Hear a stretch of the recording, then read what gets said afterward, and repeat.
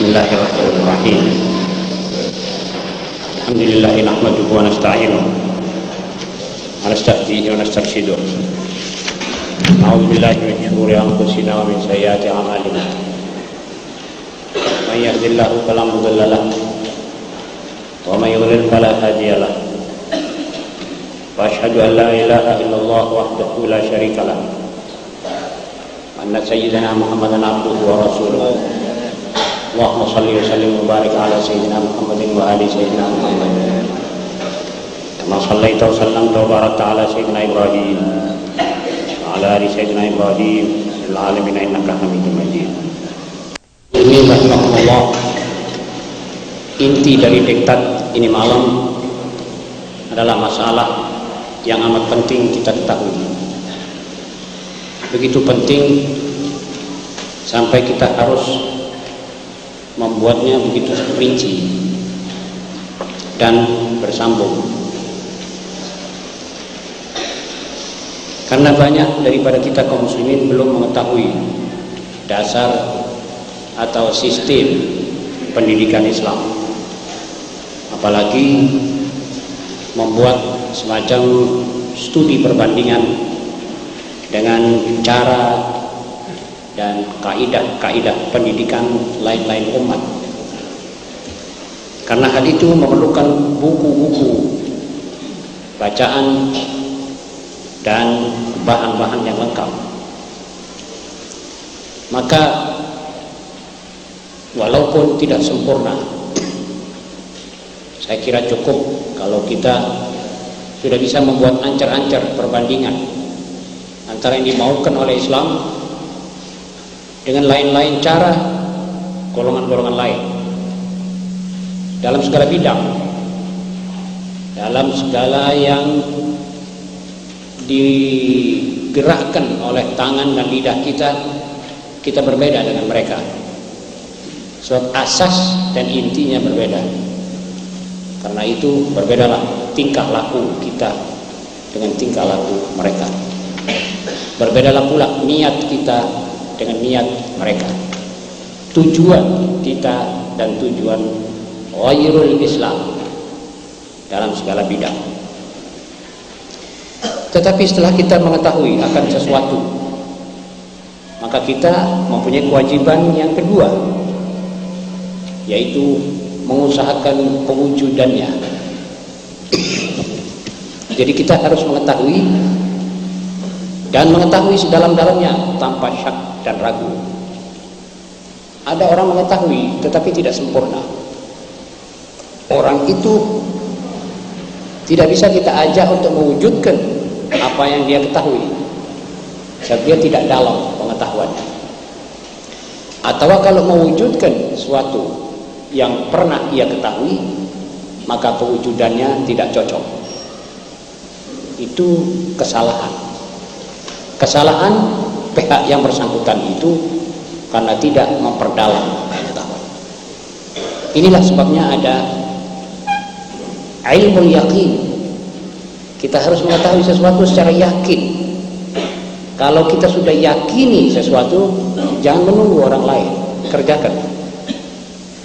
Dan itulah muslim. Sebab Anda dengan begini menyerah kepada Allah, tidak menunggu orang lain. So kalau kita tidak tidak mewujudkan apa yang kita ketahui, kita dipertanggungjawabkan hari kiamat. Malah Sahibul Zubad dalam kitab Zubad, Ibnu Ruslan berkata, wa alimun bi ilmihi lam ya'malan mu'azzabun min qabli ubadil wasan. Orang alim, orang yang mengetahui, yang tidak mengamalkan ilmunya, orang itu disiksa nanti di hari kiamat sebelum penyembah berhala. Sebab kemungkinan orang yang menyembah berhala ini tidak mengerti. Tapi orang alim yang sudah mengetahui, tidak mengamalkan, jelas dosanya besar. Dalam hal ini kalau kita bertanya kepada diri kita sendiri, berapa banyak masalah yang kita sudah mengetahui tapi tidak kita amalkan.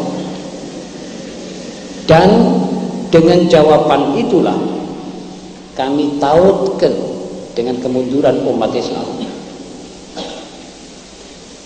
Sebab Islam memajukan, tidak memundurkan. Islam meningkatkan, tidak menurunkan derajat umat Islam. Jadi kalau ada umat Islam tidak bertingkat, tidak meningkat, tidak nanjak ilmunya, kehormatannya, maka ketahuilah bahwa ada mesin-mesin yang serai dalam umat itu. Ada onderdil-onderdil yang rusak, yang atau tidak bekerja, tidak rusak tapi tidak bekerja. Kalau tidak bekerja, tidak membawa manfaat. Lantas apa? Ya, terang kita harus mengetahui, kemudian meyakini, kemudian mendemonstrasikan apa yang kita yakini tadi. Jadi mengamalkan, memberikan contoh, inilah Islam. Maaf, saya akan kembali pada satu masalah yang saya sudah ulangi berpuluh kali. Mudah-mudahan saudara tidak bosan. Kita semua mengetahui bahwa rokok itu berbahaya. Siapa di antara kita yang tidak mengetahui itu? Ainul yakin sudah. Tiap yang merokok batuk, yang merokok merugikan duit, yang merokok kena itu kena ini. Akhirnya ada riwayat dari ijma'nya kaum dokter mengatakan rokok membawa kanker dan sebagainya. Tetapi yang bisa meninggalkan rokok karena pengetahuannya ini sedikit sekali. Saudara-saudara, hal ini perlu kita pikirkan bersama. Apa sebab orang mengatakan sekarang kita tahu bahwa ini zalim, salah? Membiarkan kesalahan adalah lebih jahat dari kesalahan itu.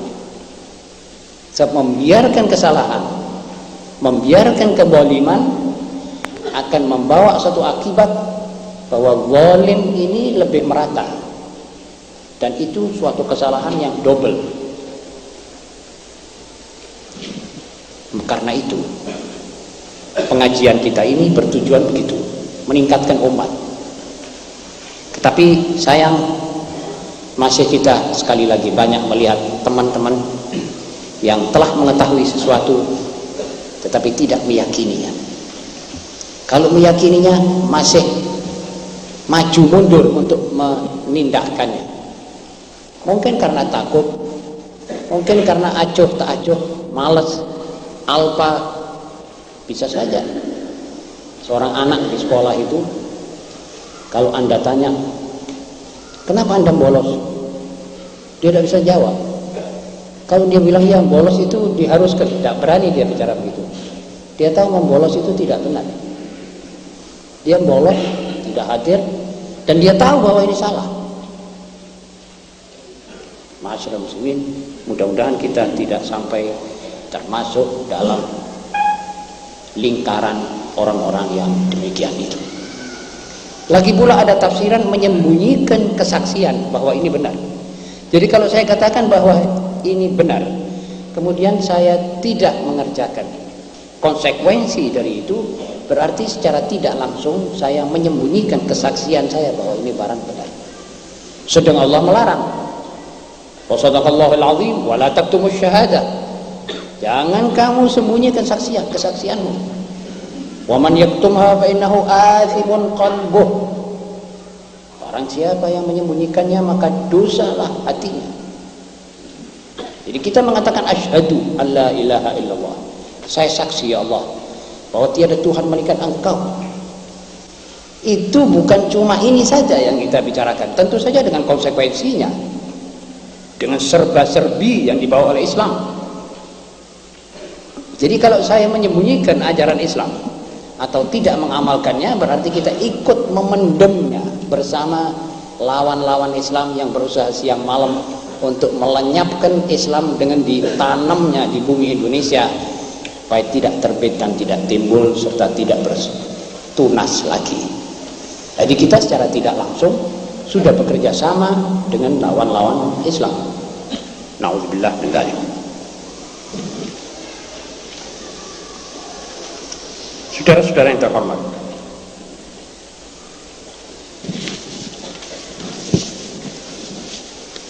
di samping kita harus mengetahui Islam dari rukun-rukunnya, hukum-hukumnya, di samping kita harus mengetahui berapa fardu wudu, berapa rukun-rukun sholat, apa sebab Allah mengharamkan minuman keras, apa hukumnya orang lelaki memakai kalung misalnya, apa hukumnya kita dilarang memakai pakaian yang landung sampai ke tanah, dan 1001 masalah fikih syariat seperti itu. Juga kita diharuskan mengetahui apa taktik lawan untuk mengganyangkan Anda, apa siasat yang harus saudara buat melawan, membendung taktik lawan mengubur Islam Anda itu. Wajib seperti furud. Sebab artinya saudara mengetahui furudul wudu, lawan melanda Anda tidak bisa wudu sama sekali, apalagi sholat. Jadi ma la yatimul wajibu illa bihi bahwa wajib. Yang sesuatu kewajiban tidak bisa ditegakkan kecuali dengan salah satu, maka satu itu juga wajib. Jadi kita harus mengerti apa yang dijalankan oleh lawan. Kita sekarang kalau saya katakan dengan kata-kata yang jelas bahwa kita ini serbu ideologi, maka itu sebenarnya tidak melebih-lebihkan dan bukan politik, itu kenyataan. Kalau ada orang mengatakan ini politik, terserah, tapi nyata kita punya akidah dirongrong, diserbu dari segala jurusan. Kita punya adat istiadat diserbu, dirongrong dari segala jurusan. Kita punya syariat diputer balik, diusahakan supaya tidak berjalan, sehingga orang muslimah boleh kawin dengan orang majusi misalnya. Itu usaha mereka berjalan gitu. Itu rongrongan terhadap apa? Terhadap syariat kita. Sebab syariat kita ada nas. Kalau sudah ada nas, itu dianggap rongrongan. Itu namanya serbuan di bidang hukum. Tapi serbuan di bidang ideologi, serbuan di bidang adat istiadat, itu juga perlu kita atasi. Kita semua harus bekerja menepati janji wa nusuki wa mahyaya wa mamati lillah rabbil alamin. Kita harus menepati kesanggupan kita bekerja, kesanggupan kita beramal soleh karena Allah. Untuk apa? Untuk mewujudkan pengertian kita itu bahwa ini benar, dan benar harus tegak, dan tegak harus di tangan saya, dari tangan saya. Anda juga mesti mengatakan tegaknya kebenaran itu harus melalui saya, dan kita semua bertanggung jawab. Maka tegaklah kebenaran itu. Kalau ada orang bilang kebenaran harus berwujud, tapi tidak di tangan saya, biar orang lain saja, itu kebenaran tidak akan muncul. Saudara-saudara, juga dalam diktat ini saya sebutkan studi perbandingan antara pendidikan anak dalam Islam dengan sistem pendidikan yang kita lihat dari dunia barat seperti dewasa ini. Itu juga penting, sebab pendidikan berarti mengatur hidupnya tunas dan langgengnya ideologi tunas-tunas kita itu, seperti yang kita bicarakan pada malam Kamis yang baru lalu. Kalau kita alpa sebentar saja, maka tunas-tunas muslim sudah tidak berideologi Islam. Sebentar saja lenyap. Kalau kita alpa, maka adat istiadat kita sudah lenyap, sudah bukan Islam lagi. Nanti akan saya jelaskan. Jadi pertama, kita harus melawan serbuan ideologi. Lawan itu ada juga bersifat mempertahankan kita punya ideologi. tidak melawan dengan fisik kalau kita syarat-syaratnya tidak lengkap, tidak situasi tidak mengizinkan, tapi cukup dengan berbuat sesuatu yang membendung serbuan ideologi itu, khususnya dalam masalah-masalah aqaid dan metafisika. Sekarang masalah aqaid ini menjadi soal, sampai ada orang bicarakan sekarang, orang ini apa masih akan ada hidup lagi sesudah hidup ini.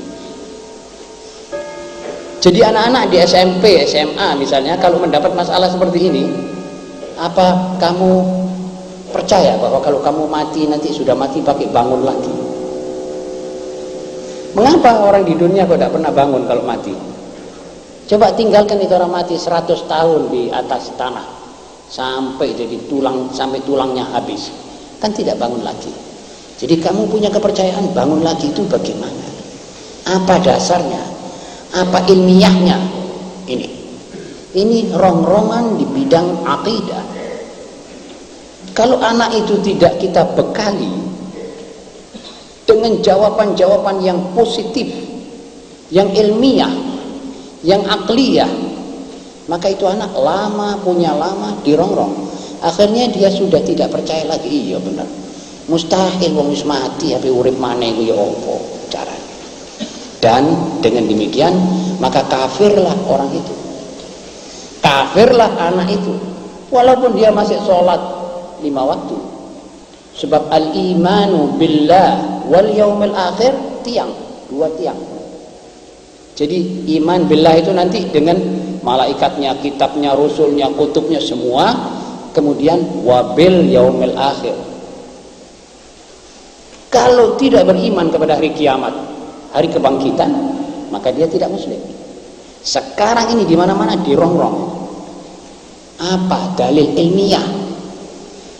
Kalau kamu bawa hadis wallahi la tamutunna kama tanamun, itu kita tidak percaya. Bawakan dalil akliyah, ilmiah. Semua masalah metafisika akan diilmiahkan sekarang.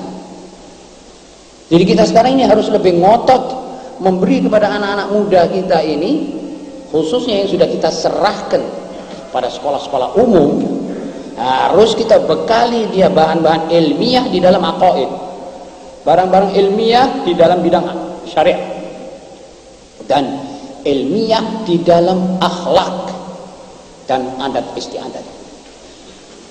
Maka itu saya bilang ilmiah harus diterimakan, diserah terimakan kepada anak-anak di waktu ia masih ada bersama kita, dalam pengajian-pengajian seperti ini, atau dalam surat-surat, atau dalam tulis-tulisan, atau dalam majalah, atau dalam apa saja. Pokok itu anak mengerti.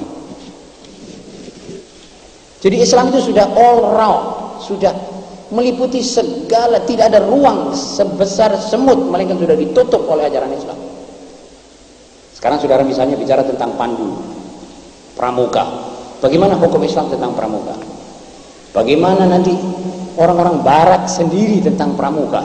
Itu perlu saudara baca buku-buku tentang hal itu, supaya pramuka yang ada umat Islamnya tidak gagal, supaya pramuka tidak nyeret ke sana, nyeret ke situ, tidak nyeleweng. Nanti satu waktu kita bicara tentang hal itu. Itu semuanya masuk dalam bidang pendidikan. Kalau ada kebalikan dari itu, maka itu rongrongan. Kita harus bertahan. Saudara-saudara, masyarakat Indonesia dulu masyarakat gotong royong. Itu Islam. Kalau ada orang mati, kita nyelawat membawa 1 kilo gula, kopi, atau apa. Itu saya masih ingat, saya masih kecil di kampung saya, di Ampel. Sekarang tidak ada itu sudah. Masyarakat di mana orang perempuan dikeluarkan begini banyak, di luar lainnya, di luar tugasnya, di luar tempat-tempat yang dimaukan oleh Allah, ini sudah bukan adat istiadat kita, umat Islam, bukan kebudayaan kita, bukan ideologi kita. Jadi ini akhirnya keluar kita. Kalau keluar ini saja sekedar keluar, saya tidak menjadi soal. keluar atau tiap keluar garis ada risiko, ada akibat. Ini sebenarnya kita tidak mau. Mengapa anak-anak kita sekarang tidak ada satu pun yang bisa dipertanggungjawabkan tentang menarik teman-temannya ke arah yang baik? Mengapa anak kita jarang sekali yang kelihatan taat dan bakti kepada orang tuanya? Sebab itu tidak ada bantuan dari luar, dan kita juga tidak memupuk ke situ. Sudah jadi kerusakan. Jadi sekolah-sekolah tidak membantu membawa itu. Jadi budi pekerti itu sudah tidak dijadikan satu mata pelajaran pokok. Nanti budi pekerti akhirnya pergi ke sana, pergi ke sini. Yang penting sudah tidak ada lagi. Budi pekerti terhadap orang tua, bakti, dan itu sudah tidak ada. Kalaupun ada, maka dalam nyanyian-nyanyian saja. Ini sebetulnya merugikan masyarakat kita. Dan sudah terasa. Jadi kita mesti kasihkan sama dia ilmiah. Kenapa kita dibangkitkan? Apa dalilnya? Itu satu waktu itu anak-anak harus dikumpulkan, diberikan ini semua sampai mereka lega dan puas dengan segala dalil dan cara. Misalnya tanda-tanda sekarang kita tidur, kita tidak berasa apa-apa, lalu kita bangun. Apa yang kamu rasakan dalam tidur tadi? Seperti kamu di alam lain, alam roh. Itu satu gambaran kecil dari maut. Ilmiah. Siapa mengkiri ini? Ini orang yang paling tidak punya pikiran pun berasa bahwa dia tidur. Dan kadang-kadang dia tidur. Dan dalam tidur itu dia terkena sesuatu. Misalnya ada yang tidur digigit, dirobek-robek oleh macan, dikejar, jatuh dari kereta api, digilas oleh kereta api. Dia merasa jerit-menjerit. Padahal orang yang lihat dia ini tidak bergerak, dia diam, anteng di tempatnya. Kadang-kadang dia cuma mengeluarkan suara keluhan saja, jerit-jerit sedikit. Tapi sebetulnya dia ini mengalami satu musibat besar.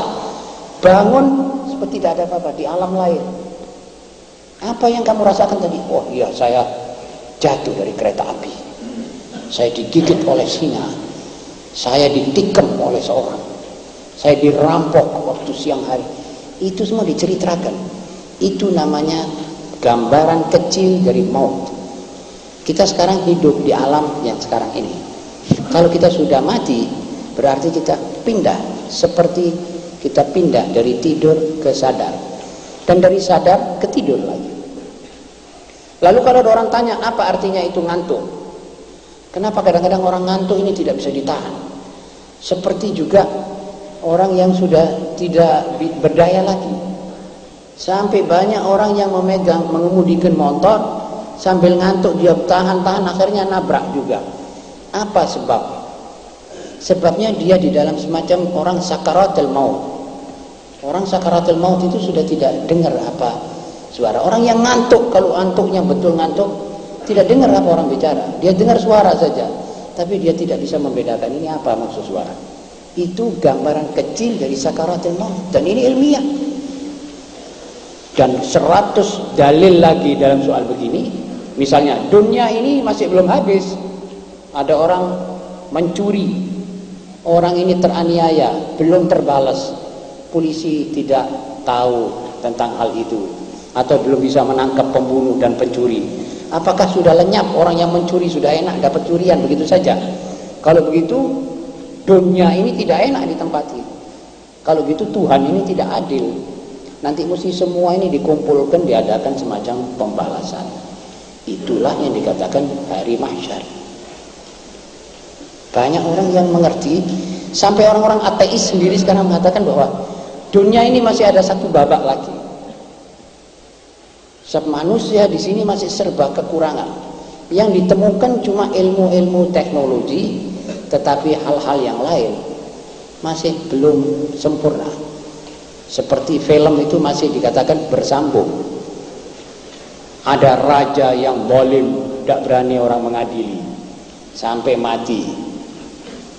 Ada diktator yang paling kejam, merampas, membunuh puluhan juta seperti Stalin, seperti Hitler, itu tidak berani orang menyentuh dia sampai mati. Apakah sudah begitu saja enak-enakan dia memikul nyawanya 30 juta dan terus terbang ke alam yang di negeri antah berantah, tidak diketahui dan tidak diperhitungkan? Tentu tidak. Pasti akan satu waktu dia dapat ketemu dan dipertemukan dengan yang dianiaya, dipurkan. Itu namanya yaumul jaza, dan itu yang penting kita imankan. Kalau ada orang mengatakan bagaimana ini dunia bisa nanti katanya dihancurkan dengan suara trompet, itu diketawai katanya. Itu trompet malaikat yang menghancurkan dunia ini, apakah betul itu nanti akan terjadi? Nah, itu kalau tidak dijawab secara ilmiah juga berat. Memang ya apa caranya satu suara yang bisa memecahkan ini seluruh yang ada di dunia ini, hancur seperti tepung?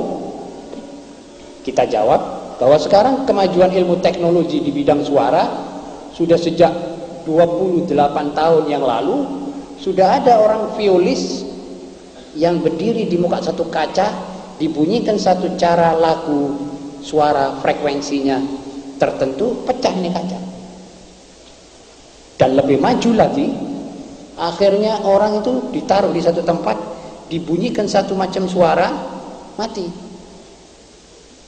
Seketika itu dia mati, padahal suaranya tidak keras. Dimulai seperti orang ngambil pring dengan pring digosok begini, sering-sering dia mulai tidak enak dengan, akhirnya dengan frekuensi tertentu mati, tidak kuat.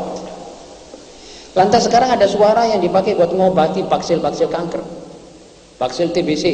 Jadi diputarkan satu suara, dia tidak dengar, diputar, lalu baksil-baksil itu mati sendiri.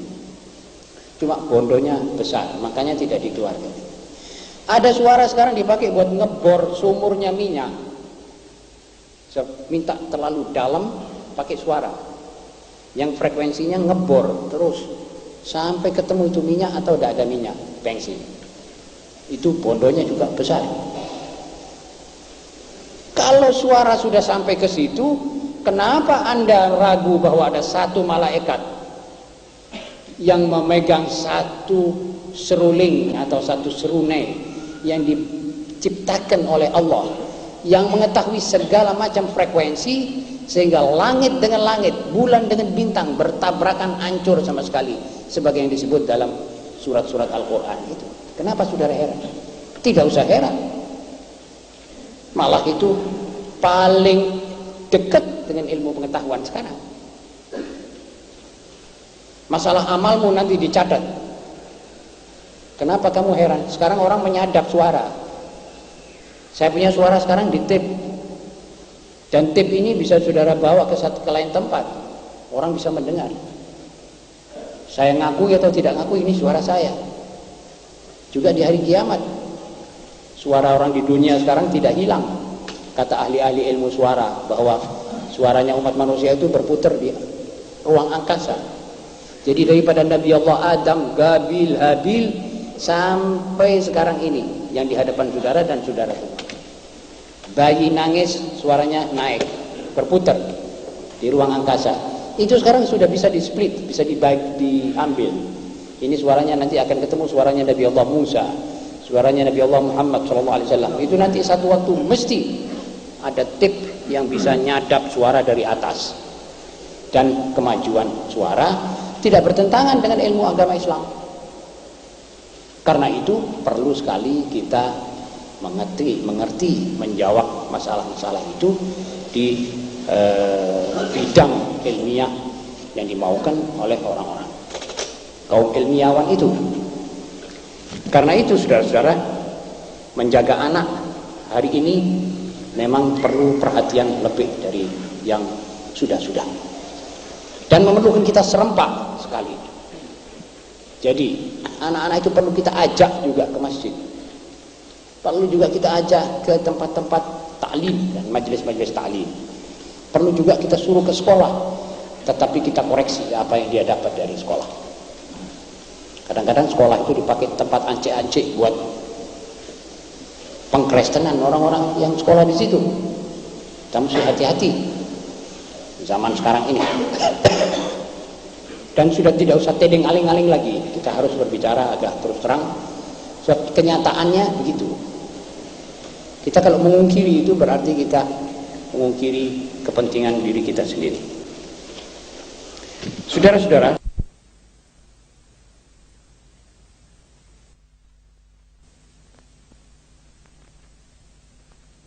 99 Hijriah atau 79 Masehi sebagai tahun anak-anak.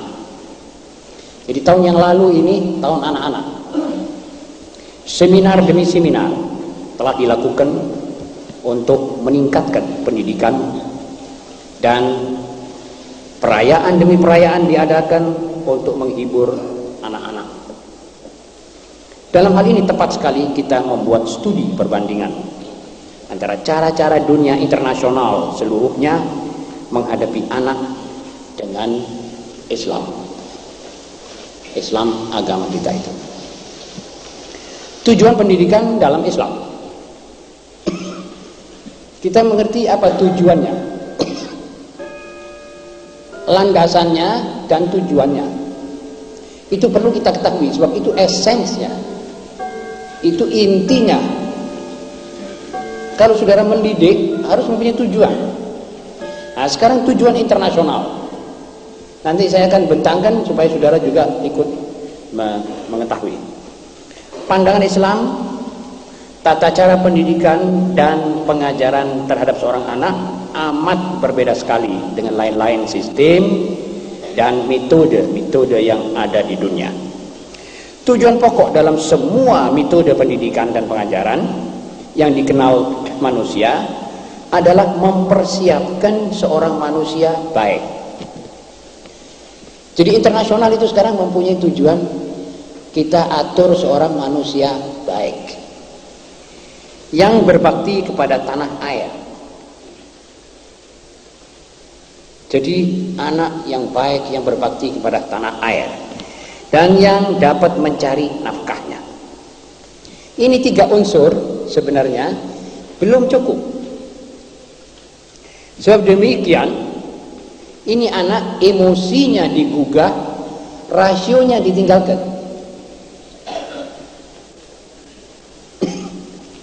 Ini menurut ahli-ahli pendidikan internasional, anak ini harus dijaga supaya dia cinta kepada tanah air. Baik, itu bagus. Tetapi cinta kepada tanah air belum berarti cara rasional yang ia memakai cinta itu bermanfaat.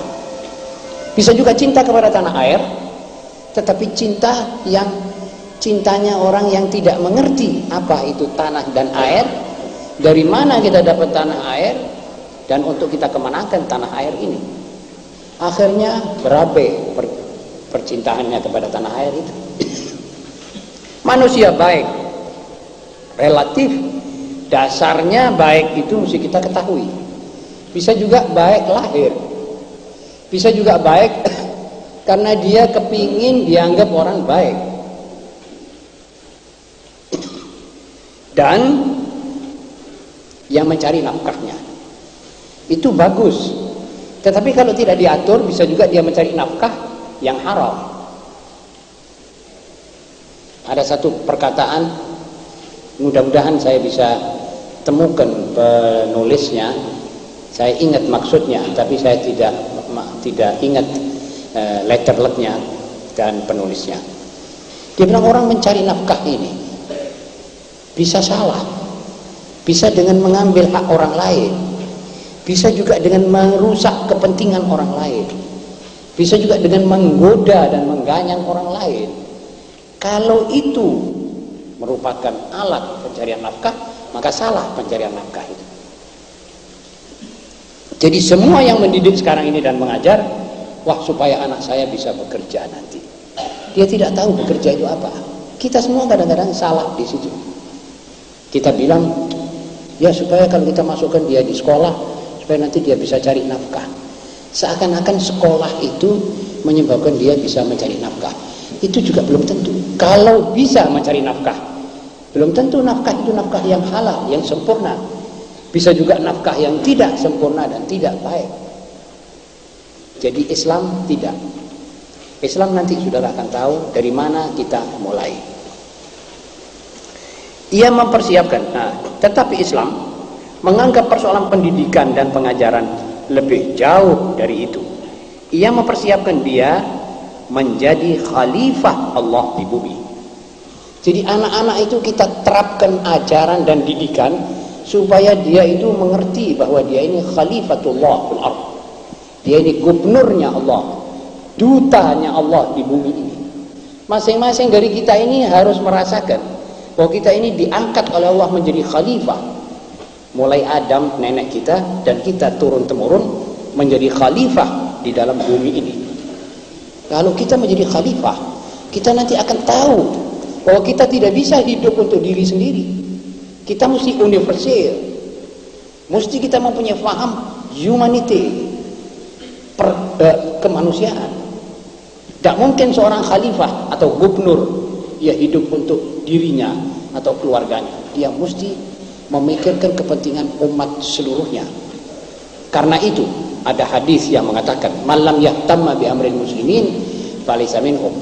Barang siapa yang tidak mementingkan umat dan persoalan umatnya, maka dia bukan daripada umat Islam. Jadi dididik bahwa dia ini menjadi khalifah. Ini suatu yang merangsang fikiran itu anak perempuan atau laki-laki untuk berbuat baik untuk segala orang. Berbuat baik lebih besar daripada yang diharapkan oleh orang tuanya. Jadi kalau ini bisa berbuat untuk 20 orang, dia bisa berbuat baik untuk 100 orang. Sebab dia anggap khalifah. Dia punya duit, dia akan membantu sebanyak mungkin orang yang miskin dan orang yang tidak punya. Dia mempunyai tempat yang luas, dia akan mengumpulkan sebanyak mungkin anak yatim. Itu manusia yang dididik untuk menjadi khalifah di bumi. Kedua, dia dididik sebagai pembawa misi Allah kepada seluruh manusia. Jadi seorang muslim tidak bisa diam nganggur. Seorang muslim dia mesti menyebarkan misinya. Misinya ini apa? Risalahnya, tugas bawaannya ini, yaitu amanat Allah, agama Allah, akhlak yang dibawa oleh Rasulullah SAW. Ini mesti disebar luaskan kepada seluruh umat manusia. Ketiga, memelihara amanat dan memimpin manusia. Jadi bukan untuk mencari nafkahnya saja, tetapi lebih dari itu, memimpin umat manusia. Itu tujuan pokok dari agama Islam dalam mendidik anak. Apa buktinya ini? Buktinya Al-Quran. Buktinya ini kita temukan dalam Al-Quran. Dalam alinea pertama, yaitu mewujudkan jiwa Islam yang hidup, tidak terjangkit kedengkian. Untuk itu Islam mengajarkan membangun jiwa dan perasaannya. Jadi perasaan seorang itu dibangkitkan. Pertama, Al-Quran menganggap bahwa perasaan seorang manusia ini harus dibangkitkan bahwa dia ini hamba Allah. Dia ini makhluk yang dhaif. Dia ini tetap memerlukan Allah. Karena itu di dalam Al-Quran pertama-tama digambarkan siapa dia. Kamu ini daripada air yang tidak berharga. Kamu ini dari tanah. Kamu ini ciptaanku. Kamu ini dhaif. Wa khuliqal insanu dhaifa. Kamu ini miskin. Antumul fuqara'u ilallah wallahu wal ghani. Dididik itu sampai perasaannya dia ini bahwa dia ini manusia yang akan selalu membutuhkan Allah. Kalau sudah sampai di situ, maka dia akan tetap asor, mutawadhi, tapi dengan pengertian bahwa dia harus membutuhkan Allah.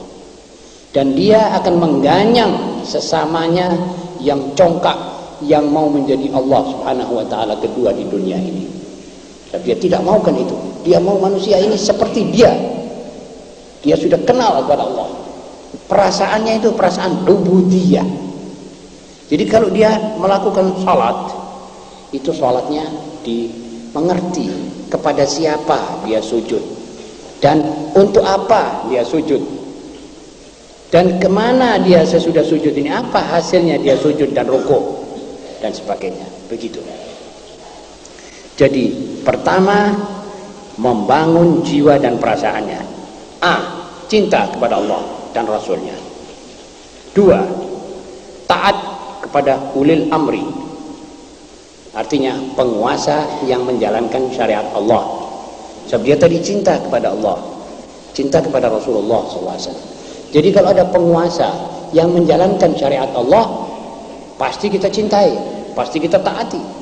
Sebab dia taat kepada Allah, dan kepada siapa saja yang membawa perintah Allah, dia akan taat tetap. Ketiga, bakti kepada kedua orang tua. Sebab manusia yang paling banyak kita gauli adalah kedua orang tua kita sendiri. Kalau kita tidak dilatih dan tidak dididik untuk berbuat baik kepada dua manusia yang paling banyak bergaul dengan kita, maka dengan orang lain kita pasti akan lebih gagal. Pasti kita tidak bisa berbuat baik, tidak bisa berkelakuan baik. Sebab kepada kedua manusia yang melahirkan kita dan yang paling banyak bergaul dengan kita, kita tidak bisa berbuat baik, maka dengan lain manusia kita akan lebih sulit untuk berbuat baik. Dan kalau kita dengan orang lain tidak bisa berbuat baik, berarti kita sudah tidak ada harapan lagi bisa bergaul dengan manusia sesama kita. Keempat, rahmah dan belas kasihan. Ini anak di dalam Islam dididik rahmah. Tidak dibuat sesuatu cara untuk dia menjadi seorang kejam. Rahmah sampai kepada hayawan, sampai kepada makhluk-makhluk yang kecil, sampai kepada binatang-binatang, dia harus ditanam rasa cinta dan kasih dan belas kasihan kepadanya. Contoh-contohnya dalam hadis-hadis telah diberikan.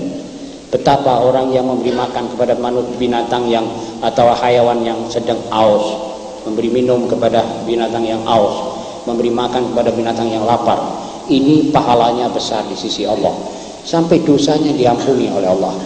Itu berarti apalagi kalau itu anak yatim, manusia seperti engkau.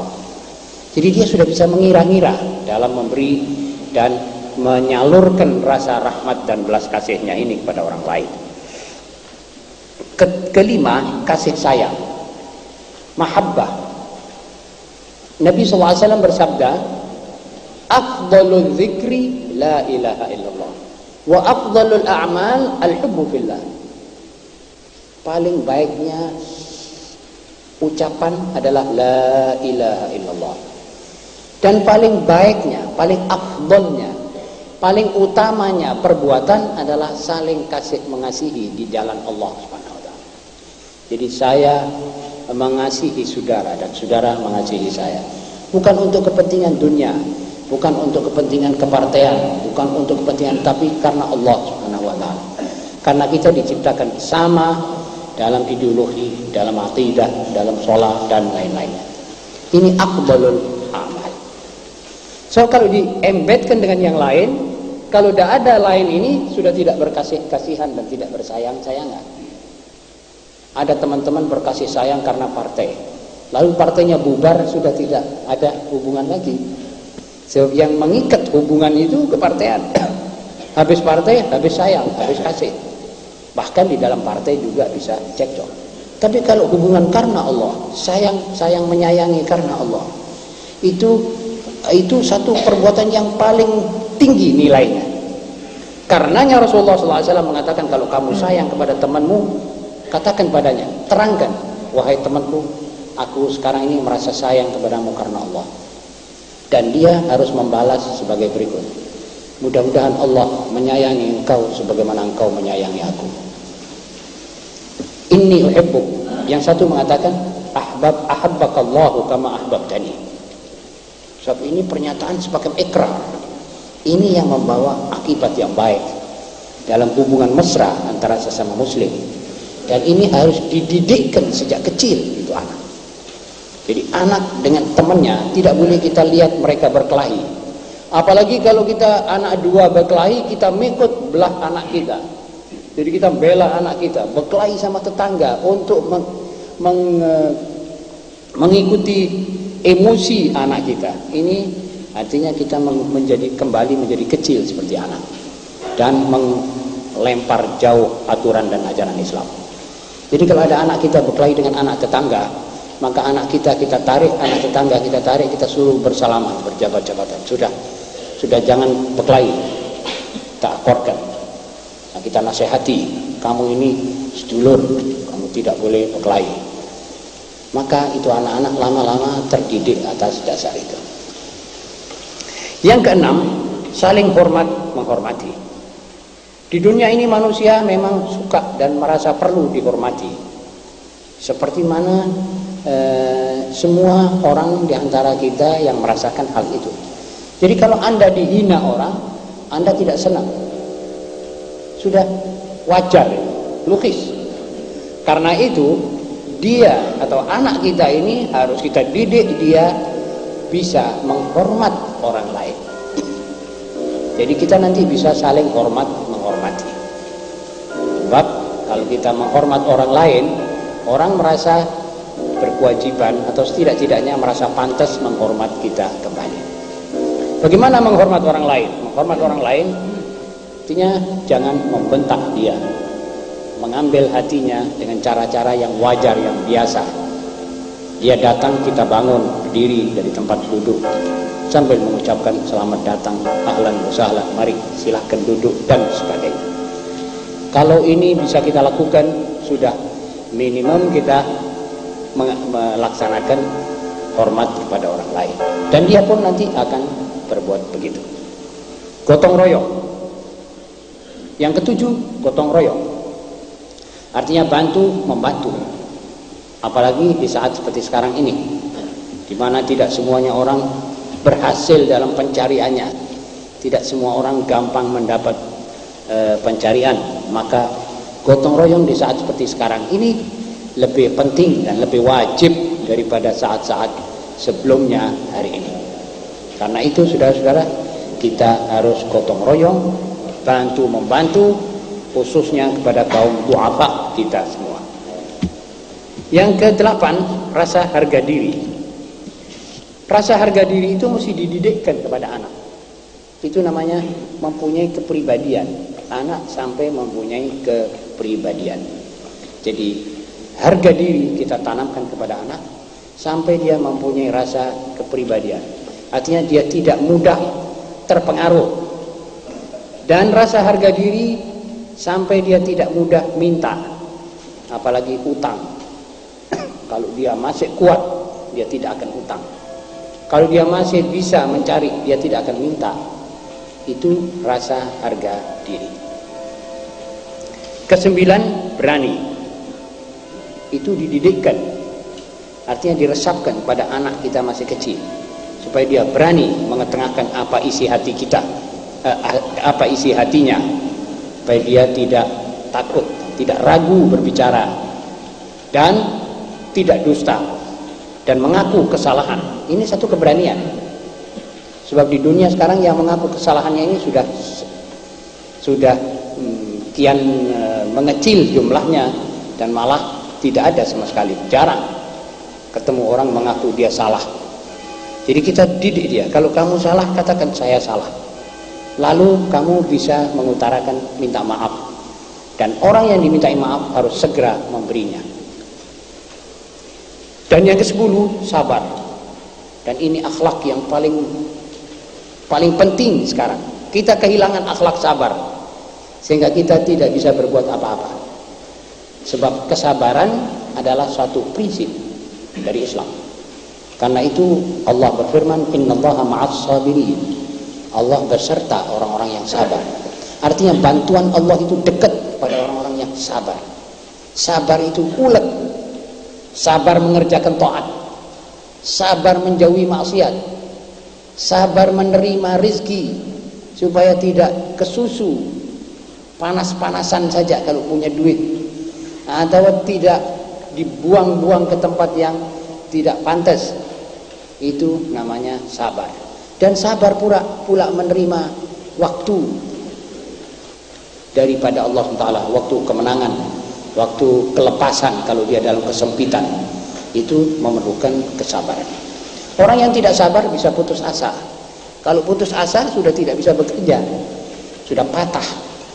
Artinya dia sudah terpelanting dalam hidup bersama manusia sesamanya ini. Banyak orang gila karena dia tidak terdidik sabar.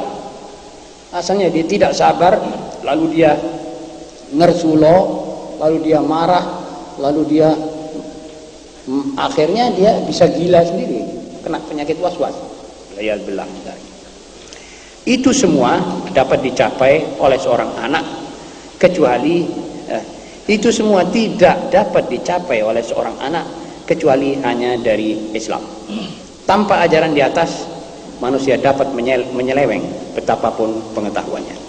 Ini juga perlu dibuktikan bahwa cinta kepada Allah, seperti tadi, cinta kepada tanah air, kalau tidak dibarengi cinta kepada Allah, tidak mengerti cinta kepada Allah, itu anak bisa nyeleweng, bisa menjual tanah air untuk kepentingannya.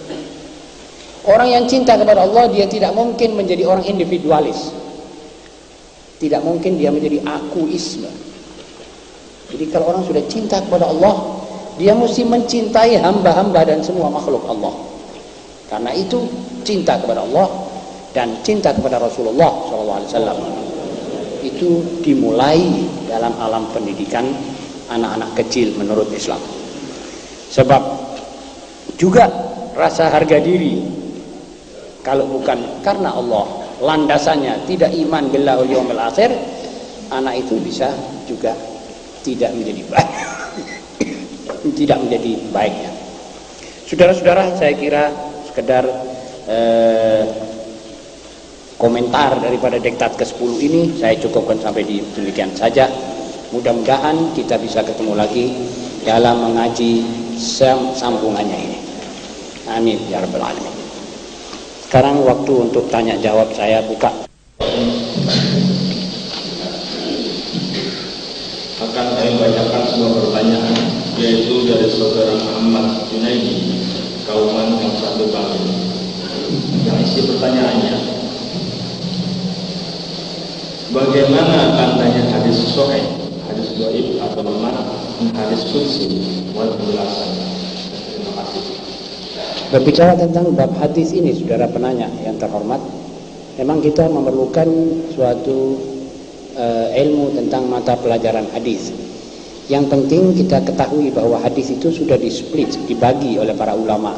Ini hadis tingkatnya sahih, hadis ini tingkatnya hasan, hadis ini tingkatnya dhaif, hadis ini bukan hadis, hadis ini mutawatir, di atas semua tadi.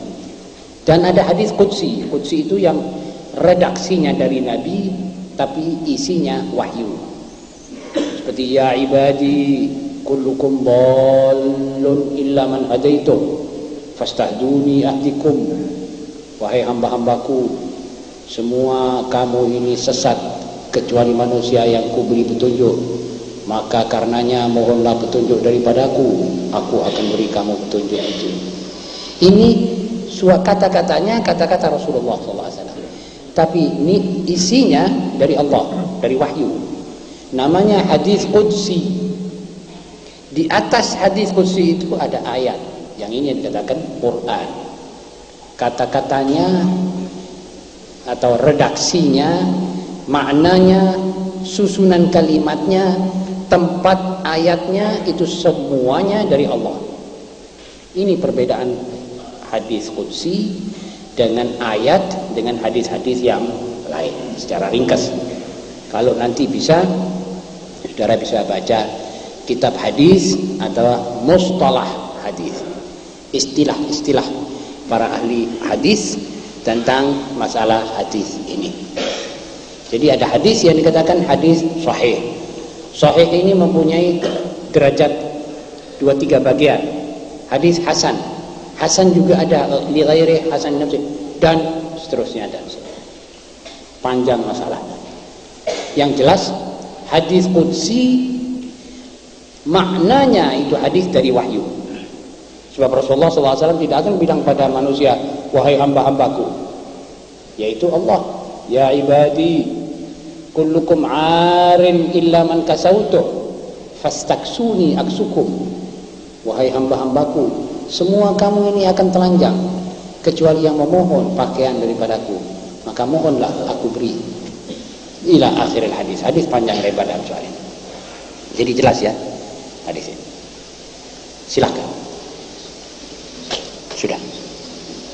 Saudara-saudara, kata beliau tidak ada pertanyaan lagi. Dan kalau dari yang hadir juga sudah tidak ada, maka sudah waktunya kita tutup pengajian ini dengan bersama-sama membaca doa.